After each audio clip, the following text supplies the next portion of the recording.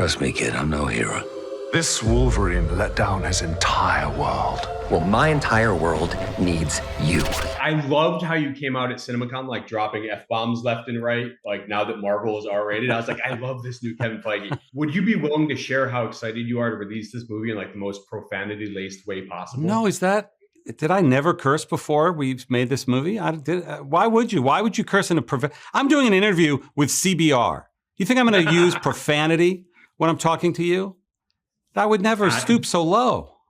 Just looking for the style of Deadpool and Wolverine. Yeah, it was fun, and you know, at that Cinemacon event, the people were like, it'd be really funny if you said it once. And I think I ended up saying it 4 times. And when I came off stage, they were like, maybe that was a little too much. You got toned down. Yeah, You got maybe toned down. that was a few too many. Very liberating. Is it true that you drew the line at cocaine? Was that a real thing? It is true that I had said in early conversations that I just didn't think that was funny. I thought that felt like a 1970s comedy of some kind. Cocaine is the one thing that Feige said is off limits. What about Bolivian marching powder? They know all the slang terms. They have a list. That then became the lines you hear in the movie and in the trailers. Yes. Was there anything else that was like originally scripted or even shot that like was deemed where they just pushed it too far, where you had to pull them back, like it was too violent or raunchy? No. And the truth is Sean and Ryan are the best advocates of that, and the best, you know, Ryan was very much not wanting to just be profane for profanity's sake or just be shocking for shocking's sake. It's all in service of the Deadpool character, the Wolverine character, and the story that we tell in the 40 minutes you saw and throughout the rest of the film. So we were all pretty much on the same page that the end result was to make the best Deadpool movie and try to make one of the best movies any of us had worked on. And the way you do that is with a lot of humor and a lot of that R-rated tonality that Deadpool is known for, but also by elevating it with a lot of heart and a lot of emotion. And that I still think is what people are going to be most connecting with when they see the full film. You've said that Ryan pitched you 25 something ideas for this one. I mean, I imagine there had to be some other good ones in there. Like, can you share a couple of the rejected ideas that stood out? I mean, you know, Ryan's an idea machine. So every morning he'd come in with a whole new concept and a whole new idea, some of which I'm sure will see the light of day sometime. So it was constantly, and many of which are in the movie. I mean, many of the earliest ideas for scenes or moments are in the movie. And it was obviously the element of Hugh wanting to come back that really, as you've heard us all talk about before, solidified the entire project and set it on the course to where we are today. But you did not want to remake Thor 2. We were not going to remake a shot-for-shot Thor 2. I think that was one of his ideas. Did he say that? Yeah. I think that might have been one of his. That was real. That with me. Yeah. I forgot about that. Yeah. Yep. Yeah. What was the worst one that will never see the light of day? That might have been that one. Might have been that one you just mentioned. How did you guys ultimately land on him going toe to toe with the TVA and also dismembering countless of its day players?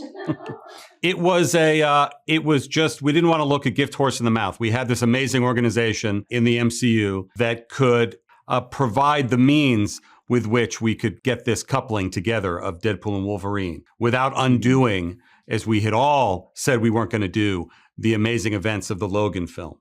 The TVA is just such an awesome, perfect, wonderful organization to help us tell that story. How do you describe, because they're so magical together, and this is the sort of vehicle we've all been waiting for them. Obviously, they've done some stuff together. You know, we won't talk about origins, but like this is the vehicle everybody's been waiting for, right? Like, and from what we've seen so far, it's going to deliver 1,000%. Like, how do you describe the synthesis or the chemical reaction that happens between Ryan and Hugh when they're on set together? Like, what is that like to witness? Well, I think you've got two of the best actors paired with the best characters in Hollywood history, right? The pairing of actor to character, that's the top bar are those two.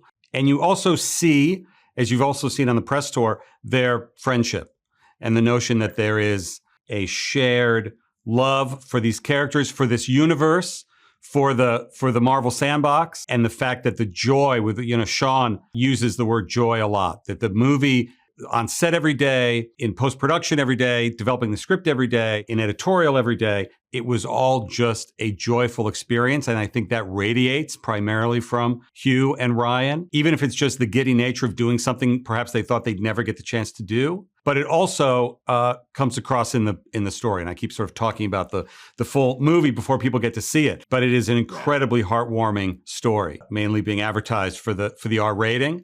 But it is really a moving story. And it comes from the heart of those two together. I love how they've like abandoned their whole like fake frenemy ship. You know, now they're just best buddies. Right, they're like not pretending to hate each other anymore. As hilarious as that was. Lots of hype around who might be playing Lady Deadpool. No spoilers, you know, but can you fan the flames for everyone like a little bit more? Like no, it's a raging inferno as it is. I'm not going to fan those flames anymore.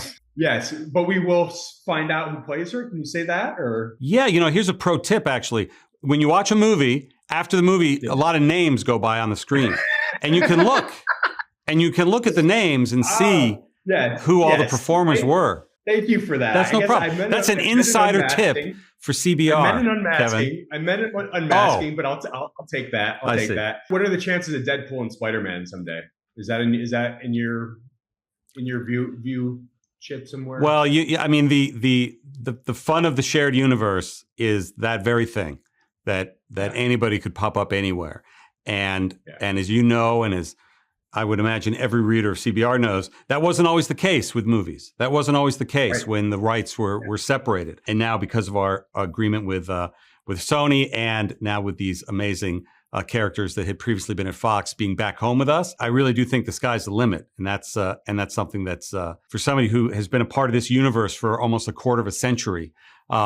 It's remarkable to be in a position now where it feels so new and so fresh, and the pairings, like you mentioned, and the possibilities of those pairings are just beginning.